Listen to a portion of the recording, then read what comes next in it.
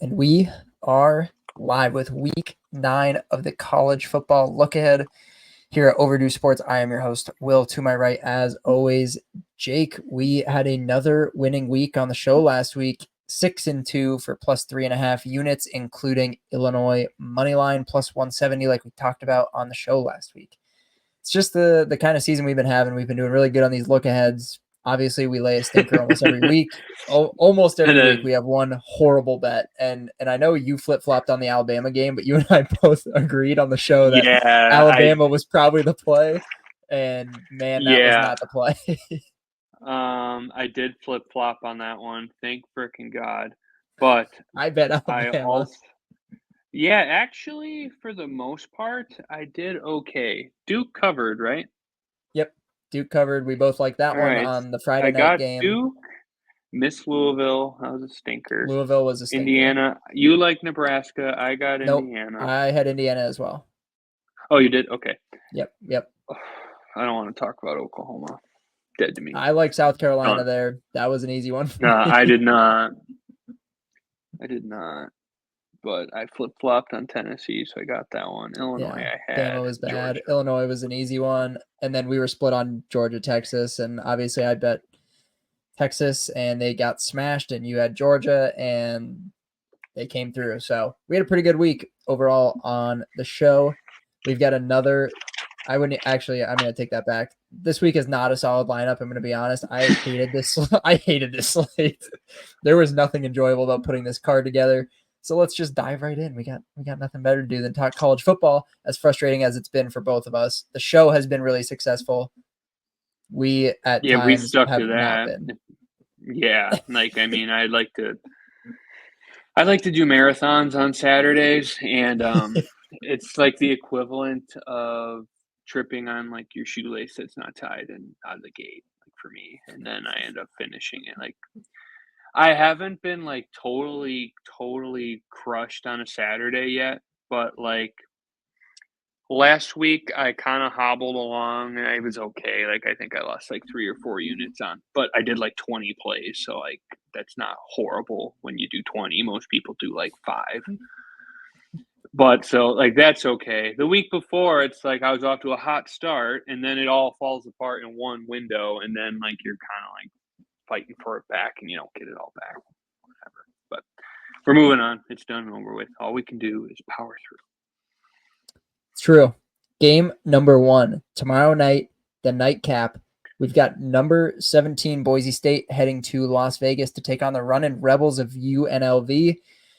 Boise State's only laying 3.5. UNLV doesn't really have any wins of note. I mean, I guess you can. I mean, I don't even know who you would consider. I mean, Kansas maybe. I wouldn't consider them a notable win this year. And Oregon State, same kind of deal. They beat up on Oregon State last week. Boise State is obviously electric on offense with Ashton Jeanty, the best running back in college football, hands down. They have manhandled pretty much everyone they've played. Almost got Oregon early on this season. Very deserving of that number 17 spot. I don't understand this line at all, but I find it really hard to fade Boise State here. I'm going to stick with the Broncos, minus 3.5. I mean, I think you kind of alluded to it. You kind of don't understand this line. It's a UNLV line to me. I'm probably going to play UNLV, but like that's not one I'm like, woohoo, I get to take advantage of that free number because why am I struggling? Because the sports books don't know how to set a line either. So I think we're just going in blind with this one. Me and the casino boys are just taking UNLV. Yeah, it is hard to fade Boise in all seriousness. They look really, really good. Yeah. And I mean, this is a game where it's like UNLV could score 30 points and still lose by like 10. Like their Boise's offense is unreal. It's crazy. Truly unreal. But split ticket there. I mean, like I just think that's too short. And I agree. Like UNLV's UNLV's had some good Power 5 wins. Like I mean, for teams like that, it's kind of like any Power 5 win's a good win. Yeah, even if it is Oregon State. And who's the other team you said? Oregon Kansas. State and okay, maybe not Kansas.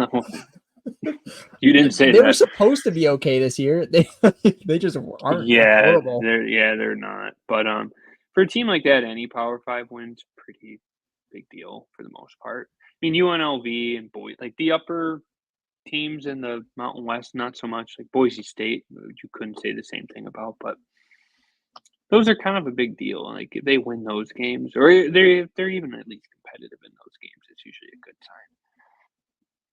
Yeah. To me, no matter what way you spin it, this line's a little short. Yeah, agreed.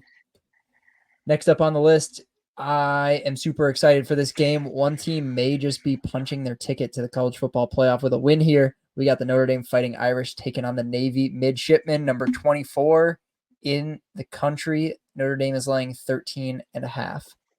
Give me the Midshipmen. I have not been impressed with Notre Dame this year. I just have not, and maybe that's a reason to take them at this line, at this number, because I thought it would be a little bit less. I put it into perspective this way. I was thinking about this earlier because I figured this game would be coming up. They play each other every year, and I don't think this line's like short or anything. I think this line's probably about where it needs to be. I think it's gonna be a matter of like the public perception of it. Oh, Notre Dame hasn't been really that good. They're playing Navy. Or, oh my God, Navy's really good. They could just go beat Notre Dame. I have a feeling that the perception is going to be the latter. I think people are going to be really eager to bet Navy because it's funny. Oh, Notre Dame's going to lose to Navy today. I don't think because it's America's team. Back the troops, Jake. Well, I do back the troops. Navy's cool. Look at them. They finally stopped doing their bullshit on offense. Look at them. Army and Navy were ranked. That's cool. Can you imagine if they both beat? My Super Bowl is if Notre Dame loses to both Army and Navy, and the final game of the year is an undefeated Navy versus Army game to get into the college football playoff. That would be crazy, but they would, that would be amazing. Football playoff. No, that would be amazing, but I want whatever you're smoking. But to me, I think it's is not fun as it is. I think it's Notre Dame. Just because I think everyone's going to be really eager to bet Navy, and like rightfully so. I mean, it's kind of a cool story, Navy's. It's the first time both of these teams have been ranked since literally World War II. So, I think people are going to be really eager to jump on the Navy train, and I'm not buying it. I can absolutely see that. I do agree. I think that's the public perception. I think a lot of people are looking at Navy as, I mean, truly, like not even in a joking way, America's team. They're the darling right now of college football. And it's definitely cool. Like, yeah, I bet Navy in this game every fucking year. I just don't think it's the year to do it. Like, I hope it is. Like, I would be very okay with losing a unit. But I mean, that's just kind of how I see it. Maybe Saturday I'll end up changing my mind, but I don't think it's. Let's head to the SEC. The LSU Tigers, number 8 in the country, heading to College Station to take on the Texas A&M Aggies, where the Aggies are laying 1 at home. Looked like this game opened at a pick. It's at -1 for the Aggies. Give me the Aggies at home. I think they've been extremely impressive this year. Absolutely blew out Missouri, and I know you're not super high on Missouri. Obviously, they've got some losses. Yeah, they blew out Missouri. And what was the loss they had this year to Notre Dame early on? And Notre Dame looked fantastic. Yeah, and Notre Dame looked fantastic in that game. So I like the Aggies here. Tough place to go in College Station. Give me the Aggies -1. Yeah, I like A&M here too. LSU's been really good to me the last couple of weeks. I bet them Ole Miss at Ole Miss, losing pretty much the entire game, end up winning in overtime. I bet them last week in a pretty square spot against Arkansas, like just a ton of steam. Arkansas didn't look like much of anything, so I think it's a good time to sell them a bit. Just because, like, typically I'm pretty high on LSU going into every year, and then I watch Brian Kelly. Oh, yeah, this guy's kind of a bonehead. it comes to calling plays and just, managing a football team. So I think it's a good time to sell him. It's just me.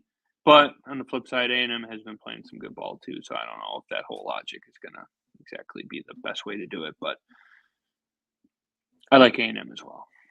Yeah. Next up, heading to our home state, the number 3 Penn State Nittany Lions are taking on the Wisconsin Badgers in Madison, and the Penn State Nittany Lions are laying 6.5. Penn State's coming off of the heart attack win against USC in overtime, and Wisconsin has strung together 3 dominant wins against 3 dogshit Big Ten teams, Purdue, Rutgers, and Northwestern. I think this is going to be the wake-up call for Wisconsin. Give me the Nittany Lions -6.5. Yeah, I kind of think so too. I think the line is a little short, though. I mean, Wisconsin has I would had agree. some pretty bad play when it comes to higher caliber teams, but not so much against Purdue or Rutgers. But last week against Northwestern, it would have been really easy to kind of mail that one in and just look ahead to this game, and they didn't. So I guess that's kind of a positive thing to build on. It's a homer pick for me, but I'm probably going to bet Wisconsin. And I mean, Penn State, if you give them any adversity on the defensive side of the ball, you got a chance to win. I don't think that offense is going to play as well as you need it to if you need it to. Yeah, I agree with that. Sticking in the Big Ten rivalry matchup, the Michigan State Spartans are headed to the Big House, where the Wolverines are laying 5. It's opened at 4. It's currently moved a point. Give me the Wolverines here. 2 straight losses to Illinois and Washington, while the Spartans are coming off of a win against Iowa at home in East Lansing. I like the Wolverines in a bounce back spot here in a rivalry game. Give me Michigan -5. Yeah, I do too. And even if this line's a little bit short, I would have to agree with that. Like in my mind, it's short. Maybe based on their record, it's probably not. But like Michigan State's really bad. They struggled with FAU. Kind of had that miracle win last week against Iowa. I don't know what Iowa was doing, but yeah, I like Michigan here. Heading back to the SEC, Jake hates this game, hates that we're even talking about it. The Auburn Tigers are heading to Lexington to take on the Kentucky Wildcats. Kentucky is laying 2.5. Kentucky is coming off of 2 straight losses to Vanderbilt and Florida. They got smacked in the swamp last week, while Auburn is coming off of 4 straight losses, including a 4-point loss at Mizzou last week. Kentucky's laying 2.5 here. Give me Auburn +2.5. Don't feel great about it. Probably won't bet this game. No, I'd probably have to agree with you. Kentucky's really bad though, so it's like I don't know if this line and they already is got their big short. win this year. They stole a win this year Well, already, which they do every year. So it's yeah, like, yeah, and it's like I don't want to say they suck because like I don't think they do. I feel like they're frisky, but it's like struggle with Vanderbilt, lost to Florida, like thump by Florida, and it's just like I don't know, like they just don't score. They're just not a compelling team whatsoever. And Auburn's actually bad. So I don't really know. I mean, Auburn would totally in control of that Mizzou game last week, and I got really lucky betting Mizzou. Like they had no reason to lose, and they did. So it's like neither of these teams like make me want to bet them. So no. Our final game of the slate, heading to the Big 12, the Cincinnati Bearcats are heading to Boulder, Colorado to take on the Buffs, who are 1 win away from going bowling for the first time since 2018, I believe. So the Buffs are laying 6.5. It opened at 5.5. The Buffs are coming off of a string of pretty solid games. They beat up on Arizona. They hung around with K-State at home through that entire game. It was a weird one. And they beat up on UCF the week before. And Cincinnati is coming off of a very solid win against a very frisky Arizona State team and a win against UCF the week prior by 6. Cincinnati has been very low scoring for the most part this year. They've battled some tough teams. They hung around with Pitt. They probably should have beat Pitt early on this year. Give me the Buffs. Give me the Buffs minus 6.5. I don't like the line move. I liked it more at 5.5.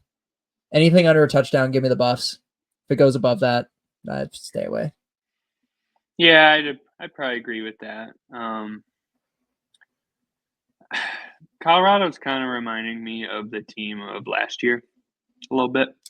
Yes. Where it just seemed like they could kind of do no wrong until it fell apart. It's just kind of the opposite. Like it started out so poorly and now they're kind of starting to figure things out.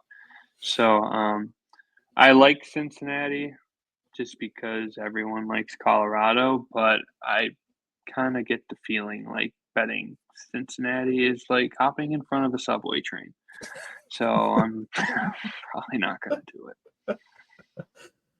We've got one more game that you mentioned that could be an interesting one, a ranked matchup, top 25 matchup in the SEC. Mizzou maybe it could be. Mizzou is heading to Tuscaloosa to take on the Crimson Tide, where Alabama is laying 17 points. They are coming off that loss at Tennessee. This is a textbook smash spot, and Mizzou kind of just escaped Auburn last week. Textbook smash spot. Give me Bama minus 17. Lay the big number. See, I would say that too, but I just feel like Mizzou keeps getting away with it. They're like Pitt. Pitt gets away with it every week. Pitt's not that good. Like, no, I fully agree with that. They're not that good. Like except because keep the name.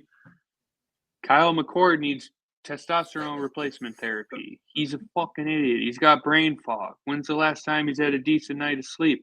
He's confusing purple and white. Like, throw it to your team, buddy. But Pitt gets away with it every week. Every freaking week, Cal's winning a whole game practically, or in the game practically, the whole game. Pitt doesn't score in the second half. Cal finds a way to lose. Cincinnati's winning the entire game. They find a way to lose. Pitt gets away with it every week. I'm sick of it. I hate that team. But Mizzou, not as bad, is kind of the same. Like, Mizzou just kind of finds a way to get away with it every week. Part of me thinks they might, because part of me thinks Alabama isn't really that good. I mean, they definitely have some problems. You know, Tennessee's no slouch either. But no, not at all. They're just in a gauntlet part of their schedule. Like this is the sink or swim week. Like if they don't win convincingly this week, I could see them dropping another one. I believe they have LSU on deck, so it's not like their schedule is getting any easier. So they either smash Mizzou and get back on track, or like they might be down and out. It should be a smash spot for Mizzou, but like according to Action Network, this line's moved 9 points. I don't believe that. Yeah, I that don't had to have see been the preseason line. You know how they release certain games preseason with lines? Yeah, but I don't know how many weeks. I don't know how many weeks ahead they go. They only do certain matchups. Maybe a month. They do the big matchups. One of them though. It could have been preseason. Like I remember looking at the Buff schedule, and they had like weeks 3, 6, and like 10 with the lines already out, which makes no sense. So like the bigger matchups on every schedule, they release some of the lines. So it could be that. Well, yeah, either way though, steam is steam. I mean, yeah, but if you're betting it in August, then yeah, if you got it in you got me. Well, see, if you bet it in August. See, Will, people that are better at this than us see that stuff and they pounce on yeah. it. But people who also have real books also do that. Also, yes, but like, would you be surprised if Mizzou won by or lost by 14? No. See, that's what I mean. It's like I'm at the point where it's like maybe 17 is a huge move. I don't know. I think the smash spot part is right though. If it was 8, oh god, yeah, I'd be putting the mortgage on it, but you know what I mean. But yeah, this was a stretch because most of these games this week aren't very good. I Oh, it's think a horrible. lot It's of a the horrible slate. really good team. I think like the Oregons and Ohio States, they're either playing a cupcake or they're not playing at all. Yeah, just kind of how it shook out. Yeah. Well, that's our show, folks. We will recap the plays on Sunday. Once all the action wraps up, we'll put our record down there as well.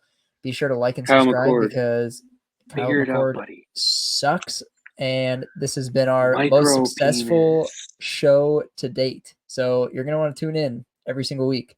Follow us on Twitter at Overdue Sports, and we will be back next week.